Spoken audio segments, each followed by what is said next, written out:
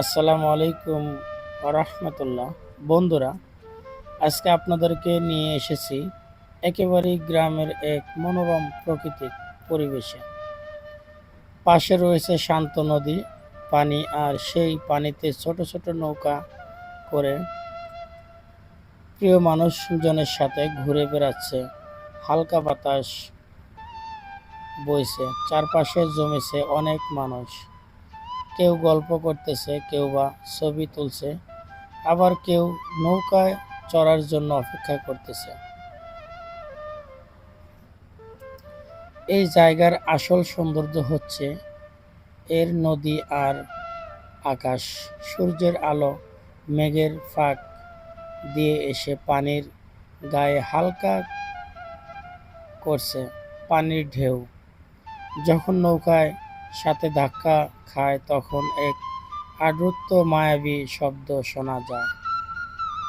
এ যেন এক অপূর্ব শান্তি, যা শহরের কোলাহল কখনোই পাওয়া যায় না। মানুষজন পরিবার পরিজন নিয়ে এখানে এসেছে শুধু একটু প্রকৃতির ছোঁয়া নেওয়ার জন্য। এখানে দেখা যায় অনেকেই মোটর সাইকেল নিয়ে এসেছে, কেউ বা বন্ধুদের সাথে আড্ডা দিতে এসেছে। আবার ছোট ছোট শিশুদের চোখে আনন্দের ঝিলিক। পাশ দিয়ে যখন একটা নৌকা ভেসে যায়, সবাই তাকিয়ে থাকে। মনে হয় যে কোনো এক মুহূর্তে উঠে পড়ব নৌকায়। এখানকার মানুষের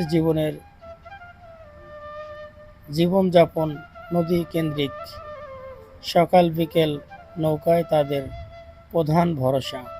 বাজার করতে হোক, কাজের জন্য যেতে হোক, অথবা শুধু একটু ঘোরাফেরা, সবকিছুই নৌকা ব্যবহার করা হয়। বন্ধুরা, আপনারা দেখতেই পারছেন এখানে পরিবেশটা একেবারে ভিন্ন রকম। গ্রামের এক পারে এমন দৃশ্য সবসময় মনকে ছুঁয়ে যায়।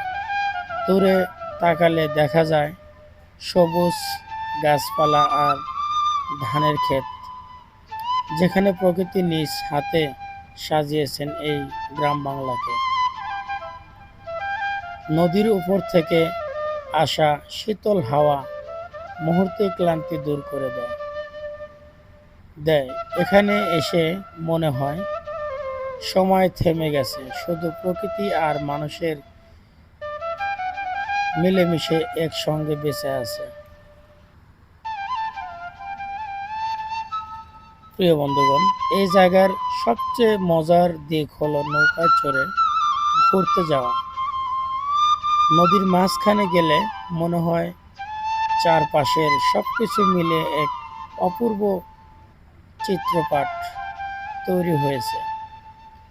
এখানকার পরিবার নিয়ে নৌকায় বসে গেলেন, গান গায়, কেউ বা ছবি তোলে, আবার কেউ বা চুপচাপ বসে শুধু প্রকৃতি উপভোগ করে।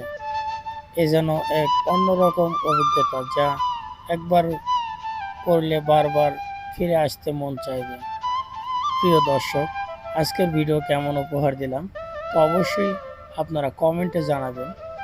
আর এই জায়গায় যদি কেউ আসতে চান, তাহলে আমি পল্লী বিদ্যুৎ আশুলিয়া থেকে এসেছি। ওখান থেকে মোটর সাইকেলে প্রায় 8 কিলোমিটার রাস্তা, ডগরতলি হাই স্কুল হয়ে গোরাফির মাজার, তারপরেই নলাম ব্রিজ, অথবা ইটভাটা বললেও মানুষ চিনবে। তো আজকের ভিডিও এই পর্যন্ত, আর লম্বা করবো না। ভালো থাকবেন। আসসালামু আলাইকুম রহমতুল্লাহ।